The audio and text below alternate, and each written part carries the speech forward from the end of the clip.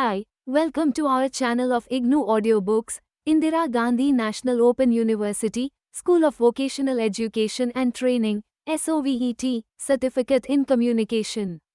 Weakness in such a system may lead to all kind of attacks, threat and loss of essential information. Information security deals with how you can secure your personal and confidential information from the rest of the world. In this unit, we will discuss the basic need of information security in an organization. Why do we need to secure our information from the rest of world? Because no one should access it without your permission or without authentication. We will also discuss about the threats or attacks in breaching of the information security and how easily can a person or software penetrates into your system and accesses your information. After accessing your information, an intruder can manipulate, destroy or misuse your information or data. In this unit, we will also focus on the different types of threat subjected into the information security systems. We are also going to introduce information regarding identification and resolving different kinds of attacks. Finally, we have some basic kind of guidelines or policies for the users who want to keep their information secure. 1.1 Objectives.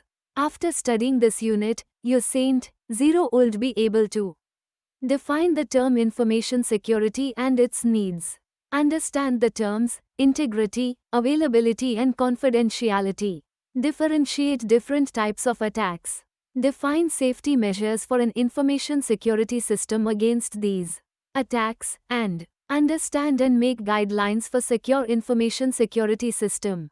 1.2 Definition and need of information security. Information security means protection of information and information system from unauthorized access, modification and misuse of information or destruction. The basic of information security is to deal with protecting data from people or software having malicious intentions. In this unit we discuss about the factors which are responsible to introduce a threat to an organization system and the defensive mechanisms which can be adopted by the organization against them. As shown in the figure 1.1, the information security is mainly concerned with the three aspects of data regardless of the form they take: data, confidentiality, integrity, availability. We will discuss these terms later in this unit. The terms information security and computer security frequently are being used interchangeably. Both the fields are related to each other and have the common goals of protecting the information. But there are some differences between the two. The basic difference in both the approaches are methodology used for providing solutions and areas of concentration. The computer security can focus on availability and correct operation of system without any knowledge of information storage and processing by the computer. One question might have come up in your mind that how important is the information security in a system? Briefly, we can say the basic needs to introduce information security systems are to ensure that the information stored securely in systems.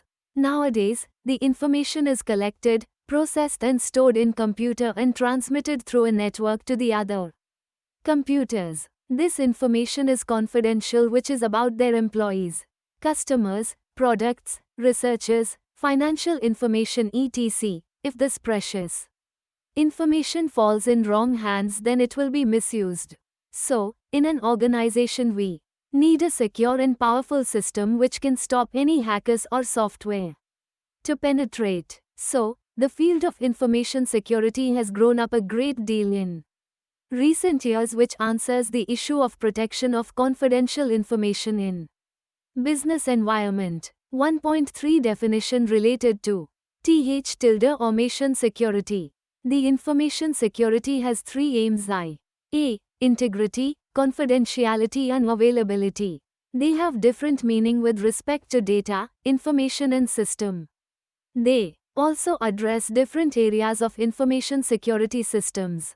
Integrity, those systems which always provides the correct information about the system. Confidentiality, those unauthenticated person or software system can't be able to go through the systems and cannot read, view any confidential information. Availability, the system which provides the access on the information stored to its users when they want so. Generally, the terms integrity, confidentiality and availability are loosely construed to be synonymous with security. These, however, have different connotations with respect to data or information. To understand better the measures and to ensure the protection in those areas, let us define these terms. Security, data or information security is the protection of data against accidental or intentional destruction, disclosure or modification. Computer data security refers to the technological safeguards and managerial procedure which can be applied to computer hardware, software and data to ensure that organizational assets and individual privacy are protected. Privacy is a concept applied to an individual. It is the right of an individual to decide what information she wishes to share with others or is willing to accept from others. 1.4 Different types of threats. Under information security policies, they cover up all issues related to the software. Hacking. Practically, an organization must be ready to handle different types of attacks on the security of an organization. In this section, we discuss the 4 types of threats for breaching the security of an organization. Physical security threats, network security threats, software security threats, password security threats. 1.4.1 Physical security threats. Physical security basically describes measures to prevent from attackers for accessing a resource or information stored on physical media. It also provides guidance to the attackers how to design structures to protect various unfriendly acts. Physical security in an organization is not a trivial task as it might seems to be on the first sight. It might include a closed-circuit television to monitor an intruder's entry and also to monitor the day-to-day functioning of the internal workers so that they might also not be able to tamper with the security of the system, and also includes security lighting and fencing to badge access and heating, ventilation and air conditioning. Another area of physical security is to manage the backup power in the event of power failure.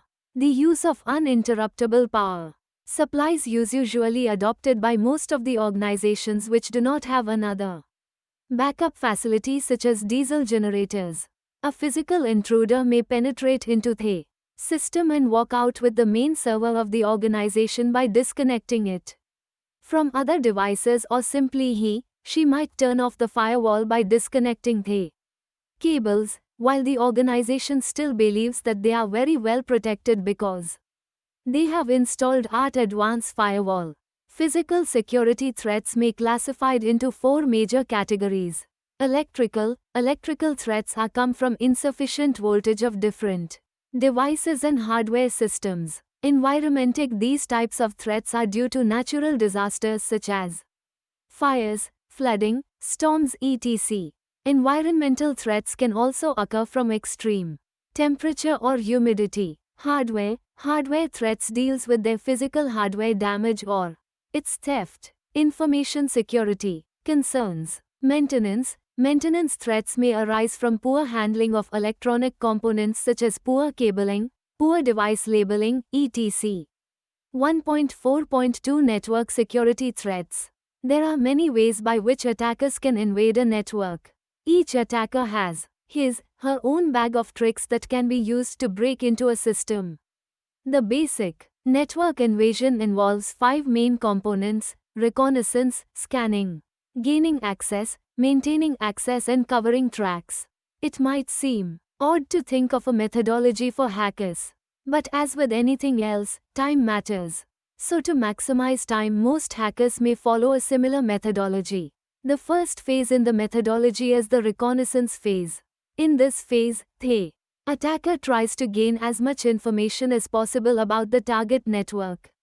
There are 2 primary ways an attacker can do this: active and passive.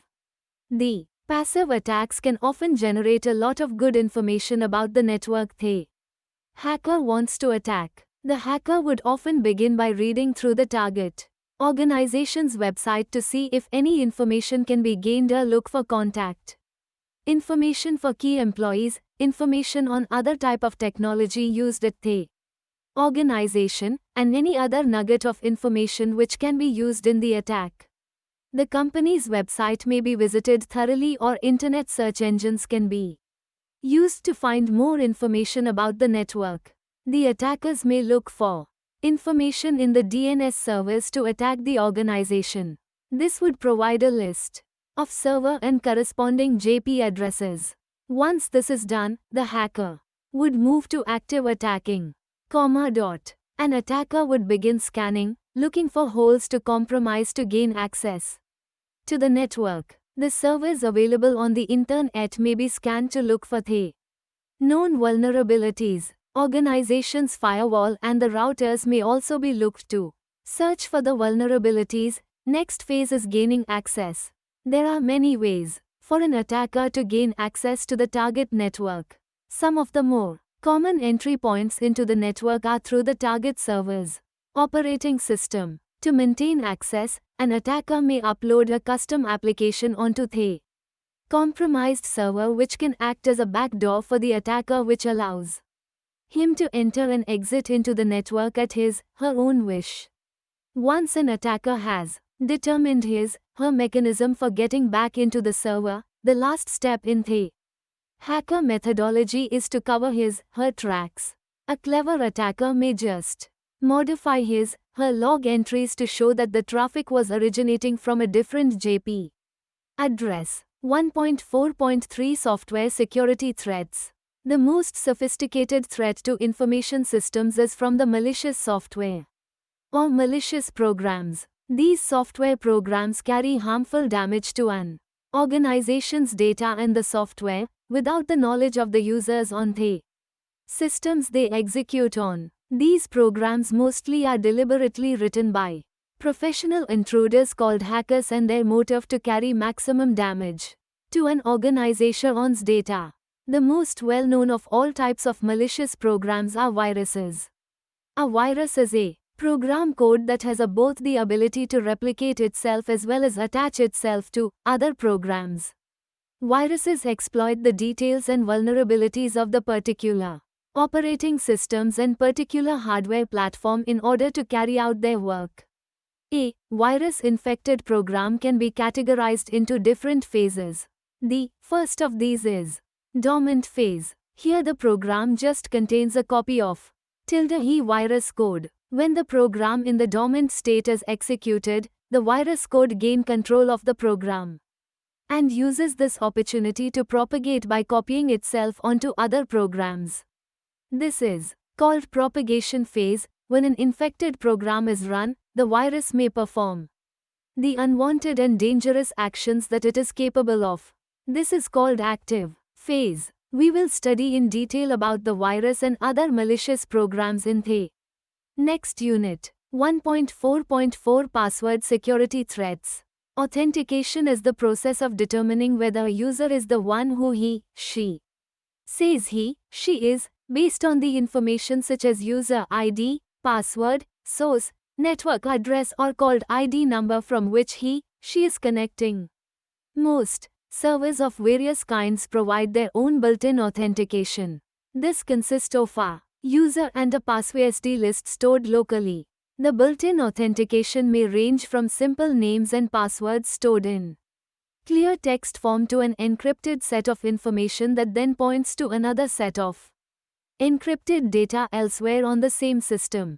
However, the results are generally the same. 1. The user connects to the server and requests a connection. 2. The server asks for authentication data. 3. The user sends a user ID and password. 4. On more secure systems, this information is encrypted before it is sent, but for many systems, authentication information is sent as clear text. 5. The server compares the password received to the locally stored authentication data and tries to find a match. 6. If there is a match, the user is granted access to the system using the built cracker. The other disadvantage of using the built-in authentication is that you are restricted to the features provided. If the developers provided no way to force passwords to expire, you would have to clear them manually at regular intervals. If the software accepts only clear text password authentication, you are left with a security hole that anyone on your network can exploit. 1.5 Different types of security measures. The measures for data protection taken by an organization reflect its awareness and attitude towards information and information technology. The management should consider information as an important resource and shared get involved in securing essential information of the organization.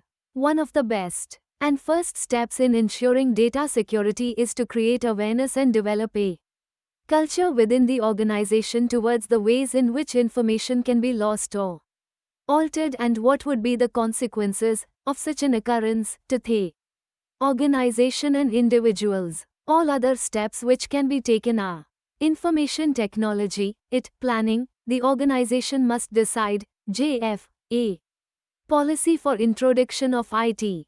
This must be done at the highest level and SHOILD.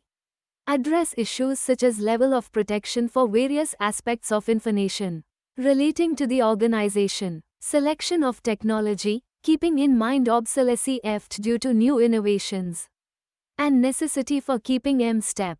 Identification of POUs or one exposure of weak links 10 device means to plug them. Physical protection of machine and media. Control and monitoring the access to data, its usage, by PETSAS and its integrity must be RLY defined and responsibility for NI1, 1TA, IL, 1T, on persons designated for the A tasks, and audit proc ILD long way in ensuring adherence to laid down guidelines. There are 4 time-honored principles for ensuring security and recovery in case of breaches of security. A. Prevent. The best method is of course stopping all breaches of SIM-ITV before they occur. Need to know. Policy is an offshore OT of the principle of prevention. B. Detect. However one may try to ensure it, total security is almost impossible. The next principle, therefore, is that you must be able to detect breaches to security whenever they occur, within the hottest possible TNA.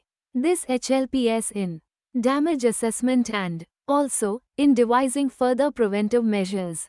C. Minimize damage. The aim here is to contain the damage wahing occur, to reduce the adverse effects of such dam. G. D. Recovery. There must be enough resilience in the system to recoup losses, damage and become functional, by reinstating the status at it. C would now look at the various measures available to the PC user to ensure security of machine and data, relating to the principles enumerated above. 1.5.1 Physical security. These measures are for PCs being used in offices.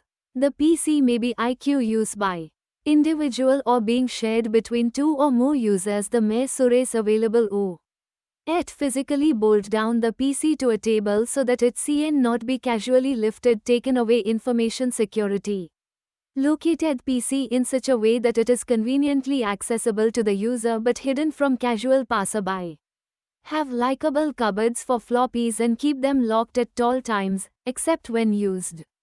Keyboard and PC locking devices can be fitted so that the PC cannot be operated unless these locks are opened. The above apply to server gateways and likes. Environmental conditions. The PCs are fairly rugged and can tolerate wide ranges of temperatures, humidity and voltages. However, to ensure trouble-free and prolonged life, consider the following measures. Have temperature and humidity gauge placed in the close proximity of PC and keep a casual watch to ensure that conditions are within limits. Switch off if the limits are exceeded. If your normal electrical supply is subject to large variations of voltage and frequency or spikes, it is prudent to have voltage and frequency stabilizers for the PC. Ensure that excessive dust or paper scrap does not accumulate near the PC. The plug sockets should fit snugly and cables leading to terminals and printers should be secured properly and not left hanging. You may consider putting a thin transparent plastic cover on the keyboard if it does not hamper your handling the keyboard. The most important is the use of a vacuum cleaner at regular intervals. 1.5.2 Software Security. As is apparent from the views on security provided on PCs of various leading magazines, there is hardly any security provided on the PC. There are some measures you can take to ensure that data is not corrupted or modified by unauthorized users and to reinitiate the database to its known status in case this happens, and these are: use original software for operating system, compilers or software packages. You may have to pay for it, but you can then be sure that it would be bug-free. Known also as licensed software. Use correct procedures for shutting down the PC so that all files etc. would be properly closed. If you develop your own applications, introduce passwords to access your application. These passwords should not be visible on the screen when keyed in. Keep backups of all your files. Whenever you operate on any file, especially in update, append, alter mode, if you have your own programs, they should include a copy procedure. This ensures that a backup of your data files would always be automatically taken. 1.5.3 Network Security. The protection required for networked systems is much more extensive as physical security measures are totally inadequate. It is also extremely difficult to know who, when and how someone is accessing your data. In LANs, generally there would be one S_RVER which holds the shareable data on network and services the requests of various nodes. The normal method used is password identity for permitting access. The measures which can be adopted for additional security are: keep the servers away and allow limited physical access to them. Run servers in the background mode, thus the server can be booked on for use in the network, but for direct use of the server, a separate password would be necessary. Some networks provide auditing facilities, which can be used to advantage. Be aware that the network cables can be tapped, so try and shield or conceal them to prevent easy access. If possible, use optical fiber. Use codes and ciphers in data communication. Remember, however, that this would impose considerable overheads on your resources. Use fiber optic cables for highly sensitive networks as those are difficult to tap. However, here too it may be possible to steal data through sensing the perturbations of the fiber itself. Prohibit the use of passwords embedded in communication access scripts. If this is unavoidable, use encryption for passwords. Consider the use of see-through devices for any system accessed through networks or through dial-up. Protection against virus. A number of measures are available for reducing the risk of being attacked by computer virus. Build employee awareness of the risk. Do not allow the use of outside programs for company PCs or networks. Do not interface company networks to outside bulletin boards. Make system, server files read-only.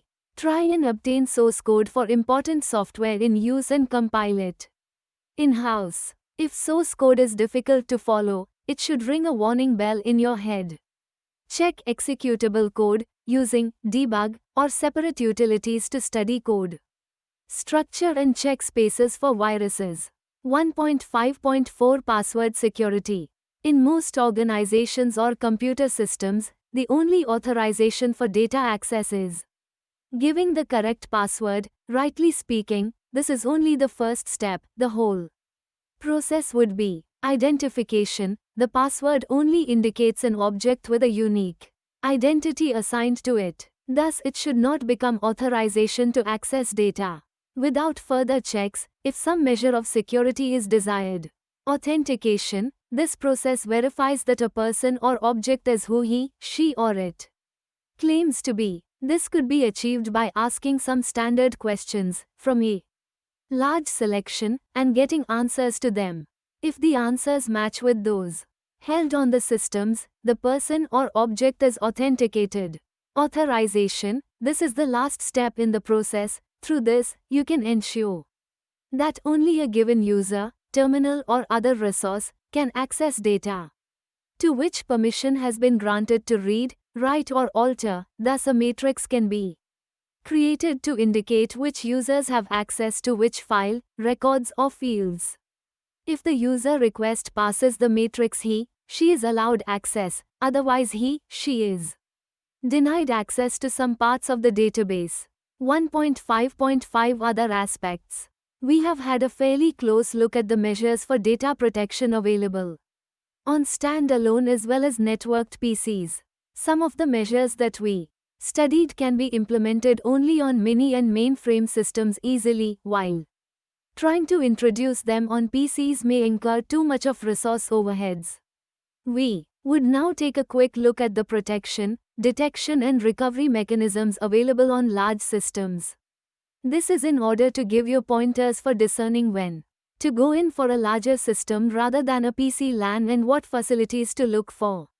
OT-based 1 is LR1 S stems provide VNS mechanisms to prevent access to data. User class S at tilde defined autom, tick while prohibiting access to data. By user class, user can be given only query view of the data so that she can HACO111 access to a limited amount of data. In some systems, certain terminal numbers can display or access only some parts of database.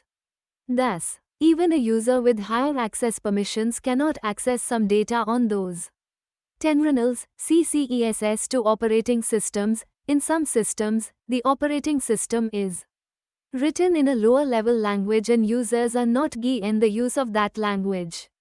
Thus, the user cannot alter any part of the operating system. Some operating systems follow the concept of ACSS can't all leave S. In this, any program which has equal of higher access control level cannot access any routines which are below that level. The operating system routines are placed at much lower level and paths are predefined. F3C access to these 1 HECI dental Y are via 0 H system routines placed at a high L. Well, from this point of view, Unix is not a secure operating system as C versus H is the language in which Unix is written, is also available to the user as a programming language. Many good security features. Access control cards. This is the latest met. Here, an additional card is inserted on the PC. This card has its memory and software. The user can program up to 10 complex AC AUNT codes. Anyone wanting access to a PC has first to pass THRUG authentication routine through this card. Only when she passes, she is allowed to access T itself. 1 HESA codes can be reprogrammed, retuned, read, thus the bus C Pro learn of preventing access to the PCRANNG system of the PC can be solved to a large extent. 1. 6 tilde CRYPTION, a defensive system. Inst threats. Encryption ensures the confidentiality requirements of a system. Sensitive information must travel over the public channels, such as the internet, can be defended by the encryption or secret codes. Information security relies heavily on encryption. The goal of encryption is to make it impossible for a hacker who obtains a ciphertext, encrypted information, as it passes on the network to recover the original message. Encryption is the mutation of information in any form, text, video, and graphics, into a form readable only with the decryption key. RK is a very large number, usually a string of zeros and ones. There are two main kinds of encryption known today: symmetric encryption and asymmetric encryption systems. 1.6.1 Symmetric key encryption systems. Symmetric encryption systems, also known as secret or private key encryption systems, conventional encryption, single key encryption were the only type of encryption in use prior to the development of asymmetric key encryption systems. These types of systems rely on generating a common key called secret key for both encryption and decryption. In such a system, both the parties, i.e., the transmitter and the receiver, must trust each other and preserve a copy of the secret key to encrypt and decrypt the messages. They also must ensure that the key is not leaked or overheard in transmission such as local phones etc. Anyone having access to the key may misuse it for encrypting or decrypting the secret messages. Quote. Let us take an example to understand better the concept of encryption. Assume you want to send a secret message to your friend in encrypted form. For encryption of message, meet today, we will use the following Table 1. Table 1, representation of alphabets and their respective position values. Look at the screen. Plain text, message, equals meet today. As we want to convert this plain text to encrypted form, we will select a secret key to encrypt this plain text. As in this example, we select a secret key is 3. So you have to add 3 in every positional value of alphabets A, B, C, D, X, Y, Z to get encrypted form of the text. As you can see from the table shown, the respective position value of the alphabets 1, 2, 3, 4, 24, 25, 26. Now, every character will be read as the character comes on 3 positions. In this case, if we select A, then it will be D. Now, after encryption, the message will be CIPNA text, encrypted message, equals PHHWWRGDB. The text after encryption will be called ciphertext. A symmetric encryption scheme has 5 ingredients as depicted in Figure 1.2. Plain text. This is the original intelligible message or data which is fed into the algorithm as input. Encryption algorithm. The encryption algorithm performs various substitutions and transformations on the plain text. Secret key. The secret key is also input to the encryption algorithm. The key is a value independent of the plain text.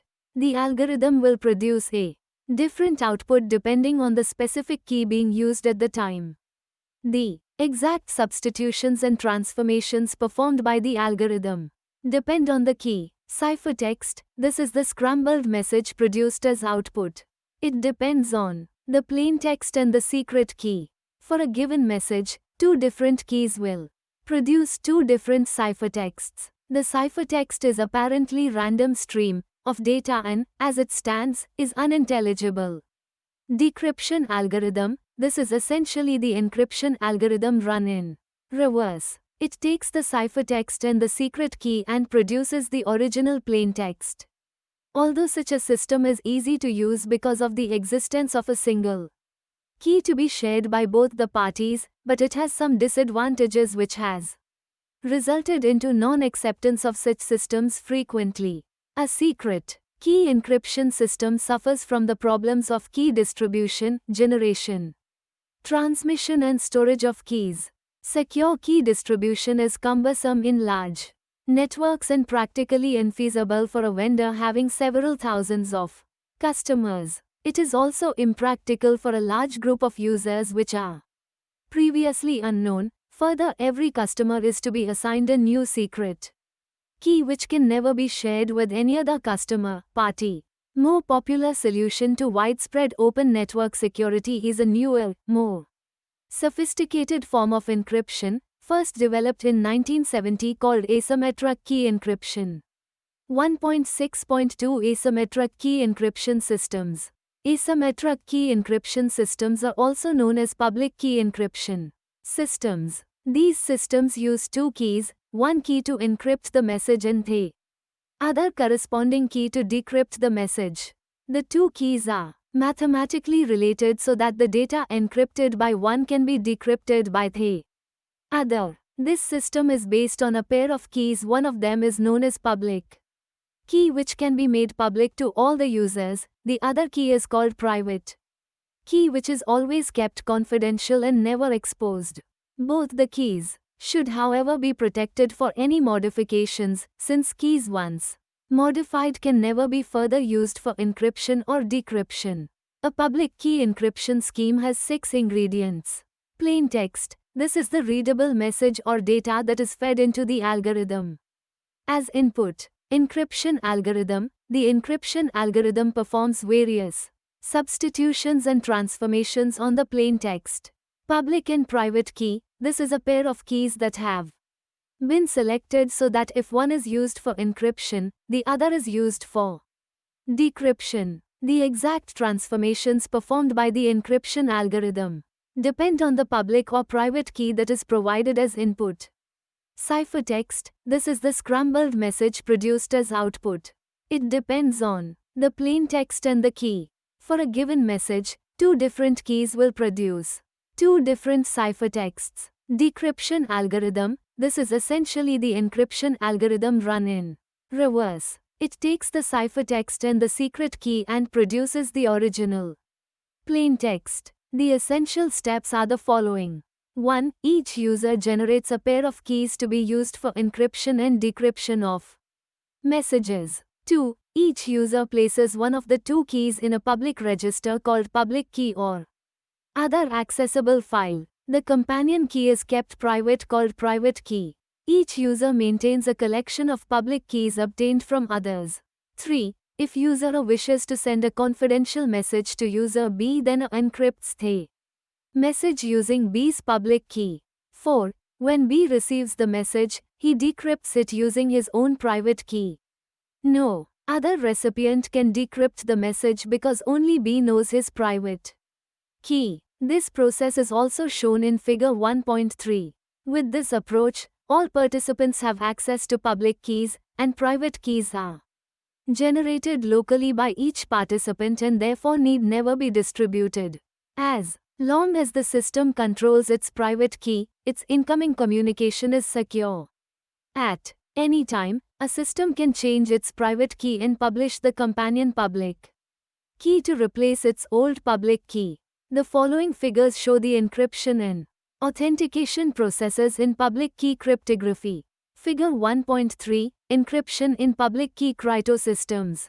Look at the screen. Public key crypto system can also be used for authentications which ensure that the message is only sent by the user A and it is an authenticated message by user A. In this case, user A encrypts the message and transmits over network.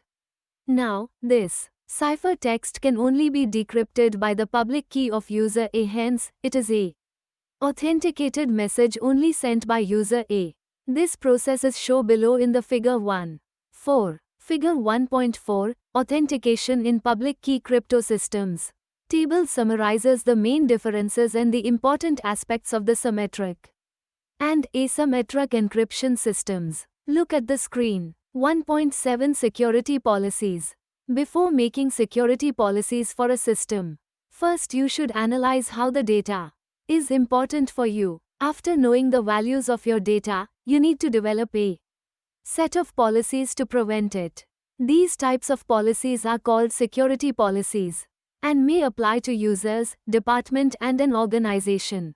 The policies are categorized in 3 different areas listed below. User policies, IT policies, general policies, user policies. Under these policies they cover issues related to the users.